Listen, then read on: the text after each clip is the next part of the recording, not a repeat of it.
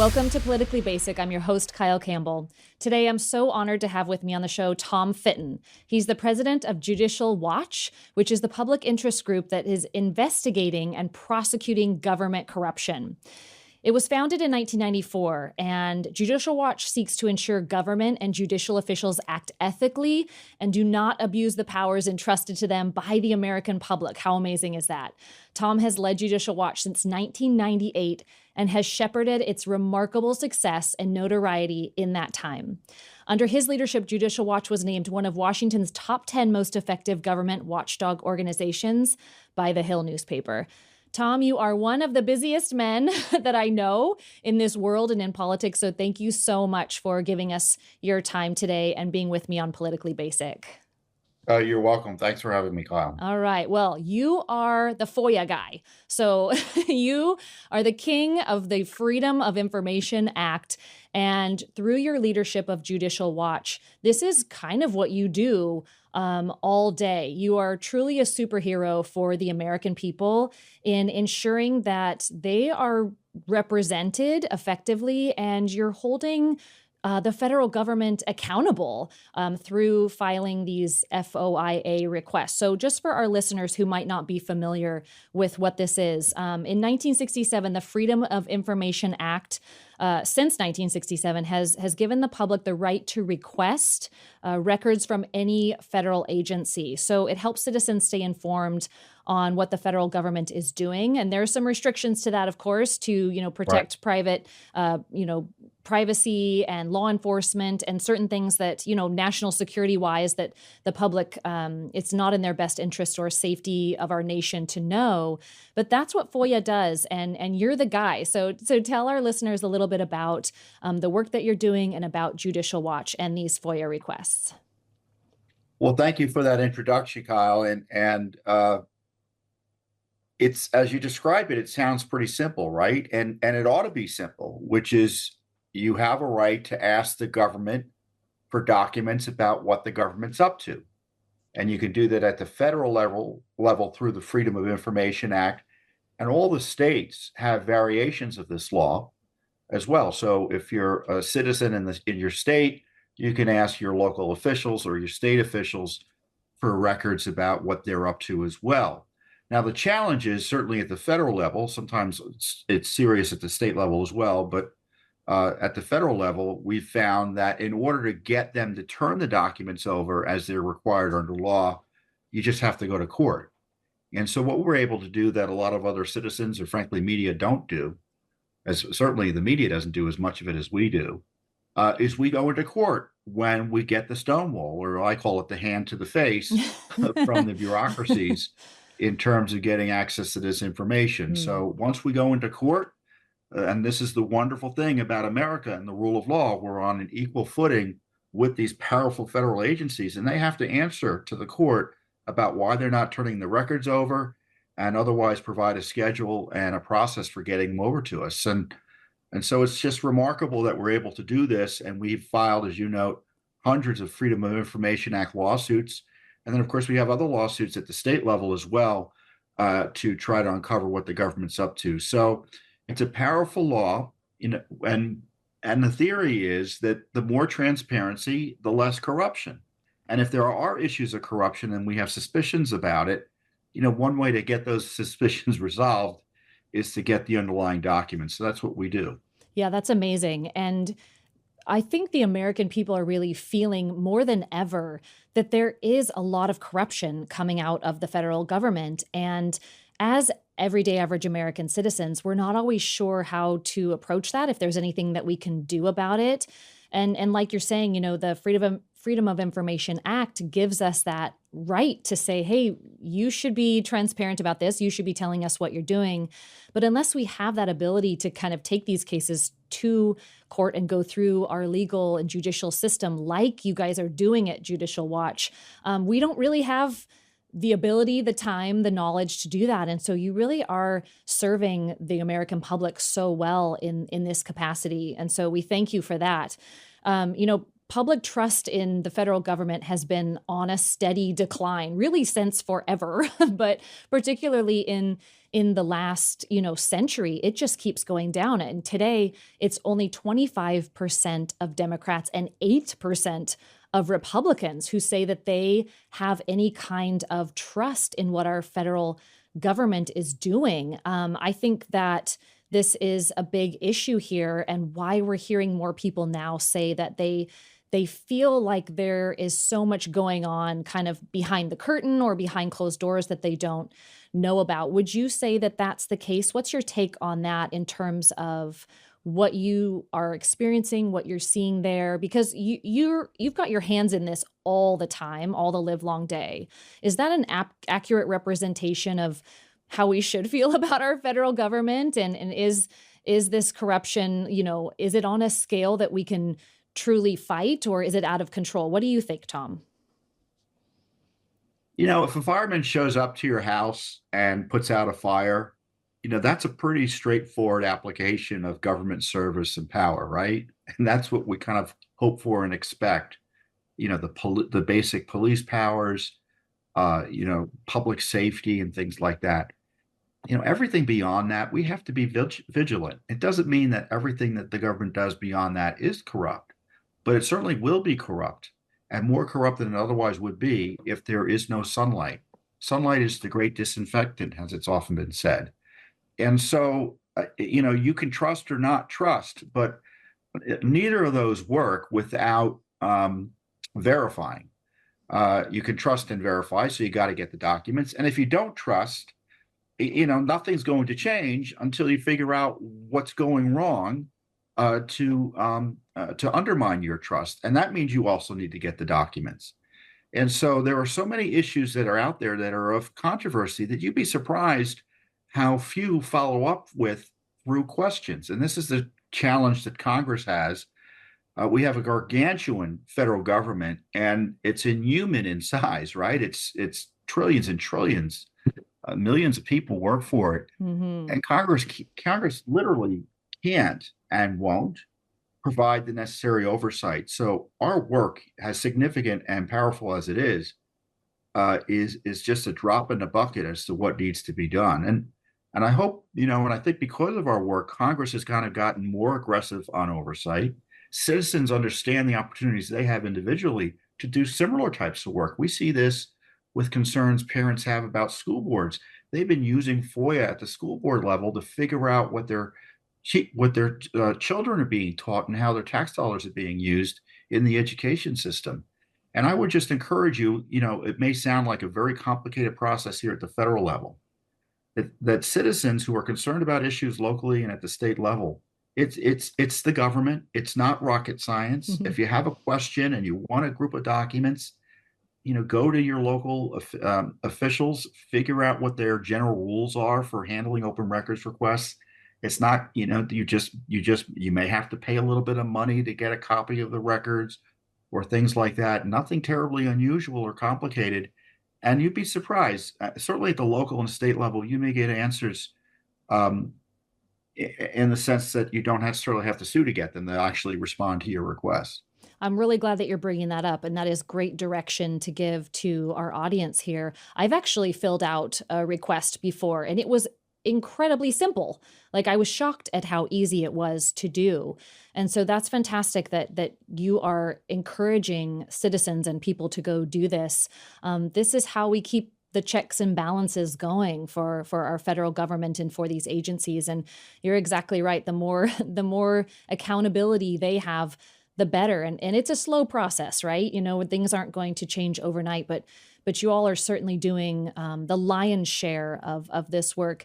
And Judicial Watch and you particularly really kind of broke into everyone's consciousness, I would say, during the lawsuits filed over former Secretary of State Hillary Clinton's emails. We all remember the emails and the endless jokes about, hammers to laptops and things like that. Tell our listeners a little bit about that experience there. Well, that's an example of, we were just doing a simple FOIA request, Kyle.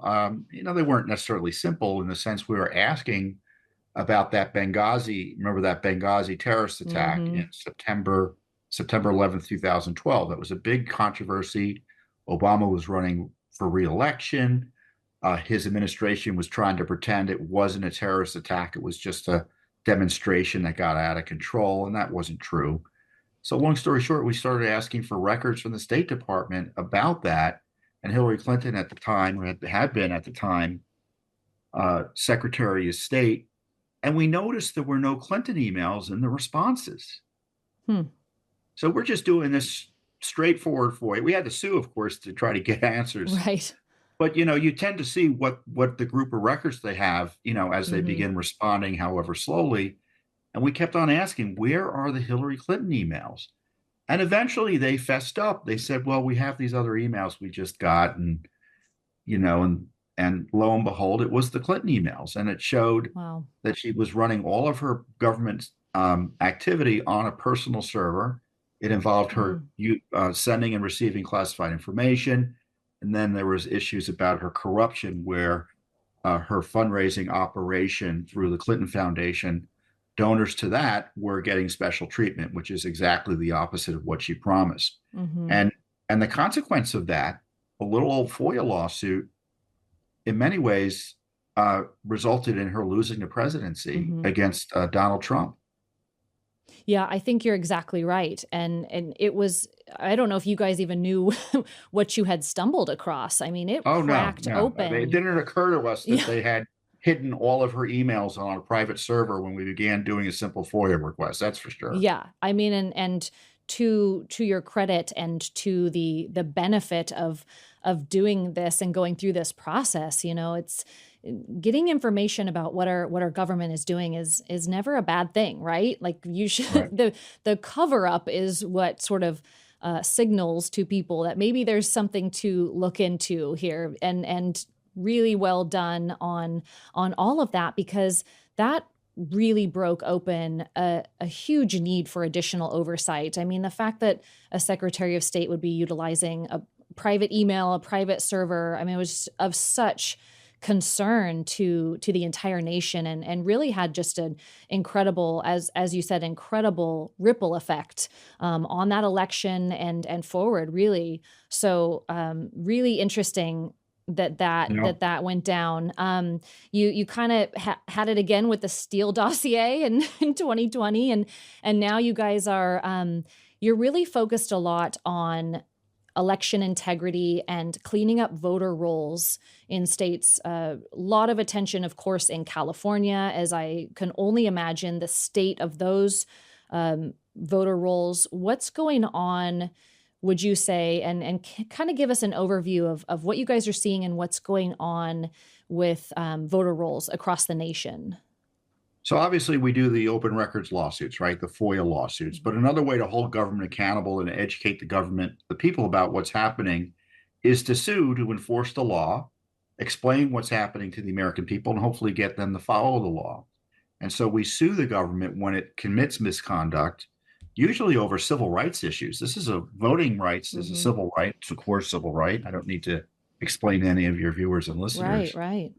And federal law generally requires states to clean up the voting rolls. I mean, I hope I don't have to explain why it's a good idea to make sure that people who are on the rolls Mm-hmm. are living, haven't Right. died, or haven't moved away. Mm-hmm. Because when you have rolls full of people who aren't around, that's an opportunity for voter fraud. It Mm-hmm. undermines confidence in the whole system. And of course, you're supposed to clean up the rolls under federal law. And the problem is the Justice Department for years wasn't interested in doing this. And so Judicial Watch filed the first lawsuits privately to enforce the federal law to clean up the rolls. Now, a few years ago, I guess it's several years now, we had sued California because they weren't doing what I discussed. Mm-hmm. And they settled the case, believe it or not.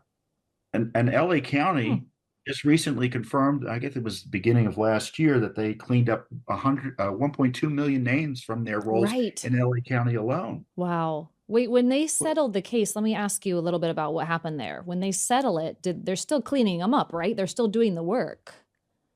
Yes. So Yeah. what they say is that we're going to do this process that the law requires to clean up the rolls. And so, as a non-lawyer who likes to fight, I we don't settle lightly. Let's put it this way. Okay. We get what we need to get, and you end the lawsuit, and you get the rolls cleaned up again. And that's the end. What we want. We want the dirty names to be off the rolls. Mm-hmm. But it doesn't mean we stopped in California, as you're highlighting, because there were other counties in California. Looks like nearly 24 counties that hadn't cleaned up the names from the rolls according to their own data, or didn't even know how many names they cleaned up. Sure. So, Wow. and that's why we're in court again. We filed a major federal lawsuit to clean up the rolls. And it looks like if they do what we expect them to do, it's going to result, or should result. We don't know what will be the actual number till we get to the end Mm-hmm. of the litigation or any particular settlement. 2 million names. Yeah.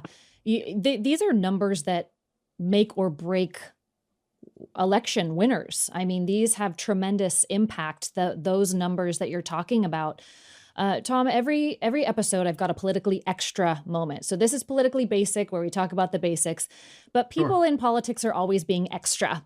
So our politically extra moment of this episode is something that Judicial Watch is highlighting currently, and that is that in DC there is training going on, actively training people to share how non-citizens can vote. What is happening in DC?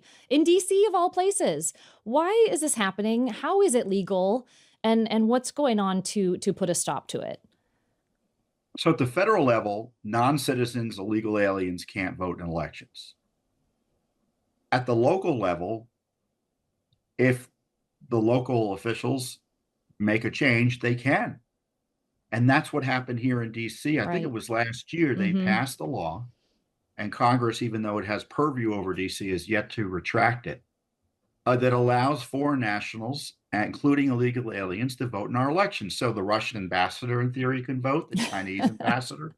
Maybe they can even run for mayor. I don't know. Hmm. And so, to make matters worse, we just noticed a few weeks ago that they were conducting online training for illegal aliens to vote. Sure. And so we got the training materials, and they confirm our worst suspicions. Obviously, we knew the law was changed, but they encourage illegal aliens to vote. They have a special form they can fill out to vote in local elections here in Mm-hmm. the District of Columbia. And, I think people listening should take a step back. Can you imagine any other capital of the world, in Russia or London? Maybe you can imagine it in London, but a major national capital Mm-hmm. allowing its capital to be governed It's by insane. You foreign can't nationals even voting? get into other countries as a a foreigner, right? Like Yeah, America is yeah. so on the edge, on the fringe of this, concept of illegal immigration. London is, as you mentioned, a different scenario, and they're seeing ramifications of that as well and having challenges. But no, it's pretty wild, and I would imagine that the American citizens who do live in DC have something to say about that. But this idea I'm a of DC resident. I live yeah, in DC. yeah, There, and when you have an illegal alien who frankly should not be here and who is allowed to vote, that's stealing my vote. It's canceling exactly, out my vote. exactly. Yeah, I think you're hitting the mark on how a strong majority of the people across the country feel, and which brings me to the other point that I want to put in front of you. And you're well versed on this. We are hearing estimates now anywhere from 22 million to 30 million illegal alien, foreigners, non-citizens have come into our country in recent years. That number, let's take it at its even at its lowest that I have heard of, which is there's an 11 or 12 million number that has been thrown around. Let's just talk about that number. In 2020, Biden received 81 million votes. If you trust that and believe in that, and the vote count for Donald Trump was 74 million. We're talking a delta of 7 million votes there. And now we have a tremendous number of foreigners in the country. And I don't know if you've seen that flyer they've taken pictures of at the southern border that they're handing to people crossing the border freely. And it says, welcome and don't forget to vote for Joe Biden in the presidential election. It says it plain as day. Now, again, you can take it with a grain of salt. Maybe that's legitimate. Maybe it's not, or maybe somebody made it as a joke. But there have been other interviews with people coming across the border, and they're being asked, who are you going to vote for? Just assuming that, they think that they are going to be able to vote in the presidential election. And they're all saying Joe Biden. So election integrity has now skyrocketed to the top of American voters' concerns about this upcoming election in November. What is happening? And for counties and areas that have not voted to let illegals or not made the decision to let illegals vote, maybe you can give us some insider info on this. Should we be worried about this? Is this going to happen? Is it going to sway the presidential election this fall? And I know you guys are working on it. What are you doing, and what can we be doing about it too? Well, it's hard to tell because it's a problem it's difficult to quantify because at the federal level, we don't track through the voting processes or even through the census the number of illegal aliens. They kind of guess it, but there's no census question or even foreign nationals present. Foreign, a resident who gets a green card, he can't vote or she can't vote until she becomes a citizen. And so you have not just the 10 million, you have upwards of 40 million people here who are foreign nationals, both legal and legal, who are unauthorized to vote in federal elections. And it's a numbers game. Are they telling us out of 40 million or 30 million or 20 million, none are registering the vote and none after they register the vote aren't voting? Of course not. And there's a key study that appeared about 10 years ago that did a kind of a survey, and they figured out that numbers were significant in a way that may have resulted in the Senate going to Democrats in the first years of Obama's presidency and resulted in the passage of Obamacare. I mean, because they needed those numbers. Right. So, I mean, the point being, you're saying 7 million, but if you're in a close state contest, you don't need 7 million. No. And every election at the federal level is a state by state election, including the presidential election. So California, someone like Biden's able to run up all sorts of votes because Republicans don't compete for the vote in California at the presidential level. But in places like Georgia, Nevada, and Arizona, where it's much closer, who knows? Right. That's why it's important to reassure people. This is the process. This is where the process is important. So if you register to vote at the federal level, you check to see, I'm a citizen. And if you're not a citizen, you're not supposed to check. But that's an honor system. Exactly. So anyone can check yes, even accidentally. Like these non-citizens are being inundated, it looks like, with opportunities to register to vote. And they may think, oh, what a great country. They're letting me come in here. Oh, look, and they're offering me the right to vote. I'll check. Yeah. And that's why you need citizenship verification in order to register to vote, plus voter ID. Voter ID is good. It's not sufficient because once they're illegally registered to vote, many of them will have the voter ID necessary to prove their identity to vote illegally.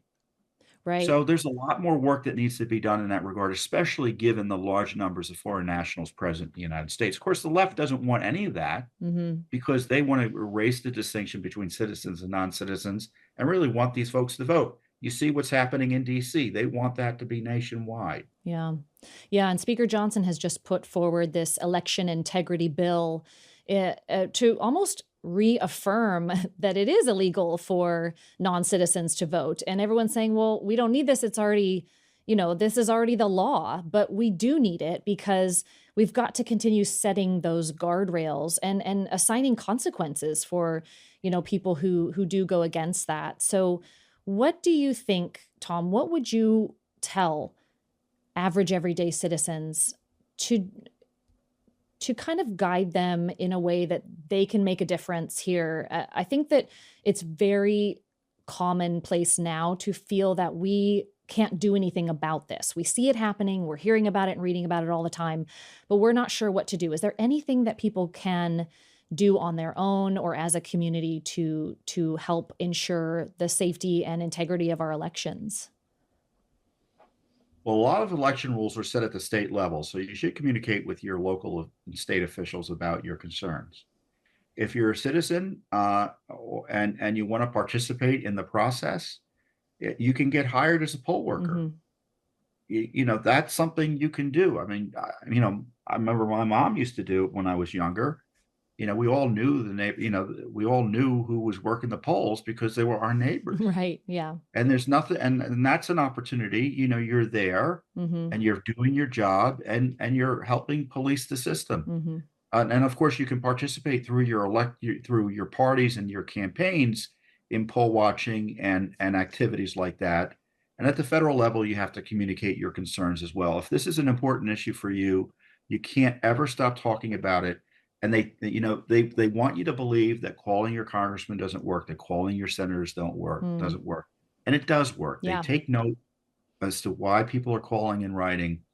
So I encourage people to do that. And of course, groups like Judicial Watch are trying to police this as well. Mm-hmm. So supporting Judicial Watch is a pretty effective way too. Absolutely. And you guys have fantastic resources on your website at judicialwatch.org, but you're also doing a weekly podcast. And so staying informed, I mean, you guys are definitely boots on the ground on this issue. And we're so glad that you are, because you're right, you're a fighter. and we are so glad that you are fighting for this transparency. And it really is just such a benefit to the American people. I'm not sure everyone quite realizes how much you're doing. We call you Superman, and you really are, and we appreciate it. Thank you for fighting for the people and everything that you're doing. And I wish we had more time with you today. I hope that you'll come on the show again and continue this conversation. But I'm so grateful to you for sharing your insights and your wisdoms. And again, for everything that you're doing, Tom. Thank you so much for being with me today. Well, Kyle, and I appreciate those good words, but I run a team here at Judicial Watch, and we can't do it without our team. And of course, we've got tremendous public support for our work. So it's a great country that we're able to do this work that we're able to do. And I'm just so excited that Judicial Watch is, not because I'm the president, but as a citizen, I just love what Judicial Watch does. So it's exciting to be able to do this work and share some of these issues with you and your listeners. Thank you. Well, thank you so much. All right, team, that's it for today on Politically Basic. Make sure you're checking our website, politicallybasic.com. Go to judicialwatch.org and check them out. Support the great work that they're doing. Be a poll watcher. Make sure you're voting. Make sure if you see something, you say something, and contact your local representative. We've got to do our part and protect those freedoms and rights that this great country gives us. We're looking forward to seeing you next time. Thanks for joining us.